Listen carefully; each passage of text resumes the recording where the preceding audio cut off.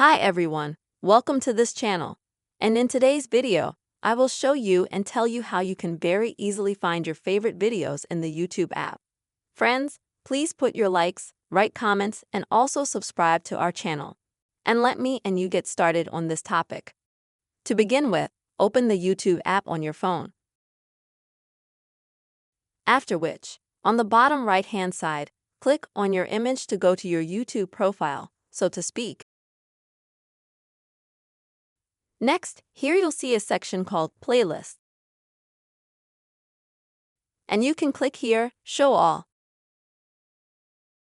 Here you'll be able to see the playlist. It'll be labeled with a like this here, a like sign.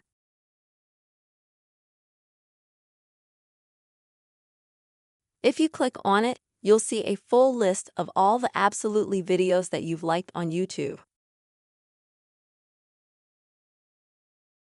And you can click on absolutely any video in order to view it, or in order to, for example, remove some of the videos from your favorites.